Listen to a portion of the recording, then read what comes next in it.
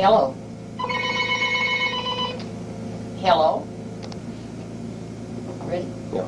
Okay, I better explain what this little gizmo thing is I've got on my face. That's oxygen. 2 years ago, I got real sick, and I just couldn't seem to get, I had an awful cold, and I just couldn't seem to get rid of it. And finally I went up to the doctor, and Dr. Blackburn had me go to the Madison Memorial Hospital, and they run a test on oxygen, and my oxygen was down to 63. Now that was very, very low. The doctor told me that I'm almost at death's door. And when I went to him and he read the programming on the oxygen, I said to him, he said, I want you to go to the hospital. And I says, oh gracious, I got to go home and do a washing first. And he says, oh no way, you ain't. You go home to, no, you're not going home, you're going up to the hospital. So a friend of mine, Kathy Poole, took me up to the hospital. And I had called Joyce and at her work, and she said she would come up, and Kathy stayed with me while I was there, but I spent 3 days in the hospital, and I'm on oxygen, but I'm getting it built up now. It's back up to 88 and almost 90, so maybe someday I'll be off of it for in the daytime, but I'll probably have to have it at night for the rest of my life. So that's what the oxygen, that you can see, and that's why I'm on it. But I'm just grateful and thankful that I do have it, because if I want to be among the living, I've got to use it.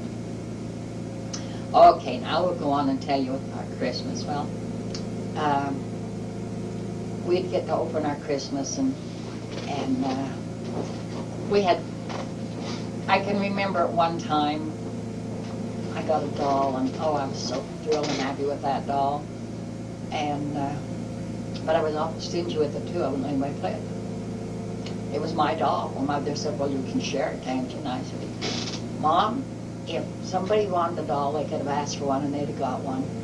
So why should I share mine?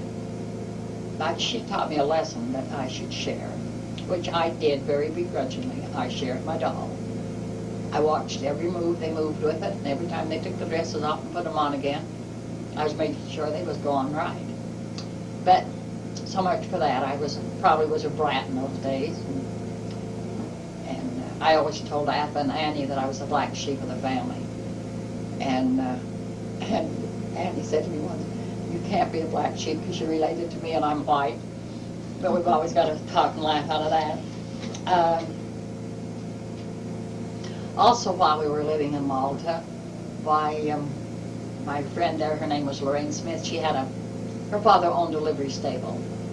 And it was, people would ride their horses in to town and put them in this livery stable. And that's where they would stay till they got their work done and their business in town, and then they'd go home. I was very timid about horses. I didn't really like them, but Lorraine had been around them all her life. And Mother told me, she said, no, whatever you do, Ruth, please don't ride the horses. She said, I'm afraid you'll get hurt. And she says, of all days, don't ride them today, because the Mormon missionaries are coming up and you're going to be baptized. I said, okay. Well, I went over to Lorraine's, and the first thing we knew, here I was on the horse. And she was on the back and I was on the front. Now, the livery stable, the pasture of it, had 5 strands of barbed wire fence. That's how they did their fencing. And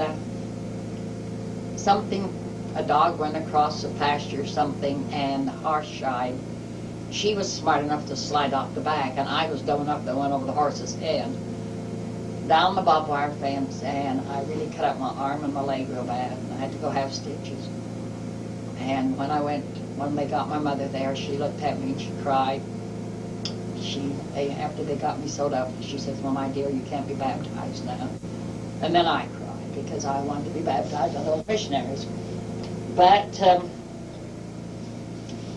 it was funny when we got on the horse, Lorraine says, I'll ride behind you, and if anything happens, I'll help you off. Boy, she did. I went right over the horse's head. But that was what we did then. So I wasn't baptized until we moved from Malta to Chinook, because Dad needed to be the fieldman up there in Chinook, Montana. And I was baptized August the 4th, 1928. by Elder Wallace B. Peterson. And I was baptized in the Milk River. That was the river they called in Montana. It was called the Milk River. And it was mighty cold. I thought it was. Everybody thought it was warm, but I thought it was cold getting in that yucky old river. When we used to have our church meetings, there wasn't very many Mormons, so we'd meet and have cottage meetings. And we would, when they passed the sacrament, they just had one tall glass. And believe you me, I made sure I sat on the very front row so I could get that first sip. Everybody got to have a little sip. I don't know how come we didn't get a lot of colds and that. For some unearthly reason we didn't. But that's how we had it. And then later on they got more glasses, and I never sat on the front row after that because I could care less. I wasn't what you call an ideal kid at our meetings because my mother had to get after me a few times. I learned, sometimes the hard way, that I had to be good even at the cottage meetings. It was when I was living in Chinook that I found out that George and Annie Proctor weren't my parents, weren't my father and mother. My mother, they had a big, beautiful green Bible, and I've never forgot it. I don't know who has it now, but it was green velvet, and then there was a picture in the front of it with a great big red rose. And but we had been told that we weren't supposed to play with the Bible or anything, but I don't know where the folks had gone, but they had all gone. There was Inez and Rosella and Ethel, and they'd all gone somewhere, and Mom and Dad. And for some unearthly reason, there was just something seemed to draw me to that Bible. I guess it was a Satan behind me or something, but anyway, I opened it up, and as I looked at it,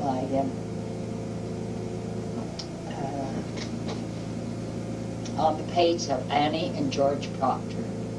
Annie had George Kid Proctor and Annie Ludlow Proctor. It had Ezra and Elwood and Rosella and Ethel and Max and Inez. And I thought, gee, where's my name? Don't they love me? And I thought, so I turned the next page over, and on Franklin David Proctor and Sarah Elizabeth Williams, they had Bessie and Bill and George and Annie and Abba and James and Alan and Ruth. And I thought, Ruth Elizabeth, and I thought, oh my gracious, they have made a terrible mistake. They've got my name on the wrong side. And so then I kept going from one page to the other, and then I went in the bedroom and started crying because I thought they didn't love me. They had put my name on the wrong side. So when they came home, my Inez came in, and I told her to go away. I didn't like her. And she went back in the kitchen. She, Mama, Ruth don't like me anymore. And Mother came in, she said, why don't you like Inez? And I looked up at her and I said, do you love me? And she said, well, of course I love you. I said, then why is my name on the wrong page? And she said, Ruth, did you open the Bible? And I said, yes. I said, why am I on that other page? And who's Alan? And who are all those other people? And she said, she went out, or she told Inez to go get Dad. They came in, and one of them sat on one side of me and one on the other, and they said, well, that is your mother and father. And then they told me this story about how my mother had passed away, and they took me and raised me. And I said, will you tell me about these other people on this other page? And she said, well, they are all down in Utah, but Alan died when he was a baby. So she said he's with, and he's heavenly home with his heavenly Father. And I said, then I have two families. And she said, yes, my dear, you do. And I says, and he will be Daddy Frank. And she said, that's right, he can do that. Then I felt a little better about it, but it was, quite the thing to find out. At that age, I don't know whether they ever planned, I'm sure they would have told me, but my own brothers and sisters, my father had told them that they must never, ever tell me. He's got a question for you. How old were you when you found out? 11. Yeah. Okay. Yeah, I was 11. Well, I often wondered when, as years went by, I know now why my father, my daddy Frank, would bring 100 pounds of sugar, 50 pounds of flour, a half a beef, so many staples like that, bring them and give them to them. And I can remember my mother saying, oh, Frank, this is too much. No, he said, you deserve every bit of it. But I never realized at the time why. Then I found out that that was why he was doing that.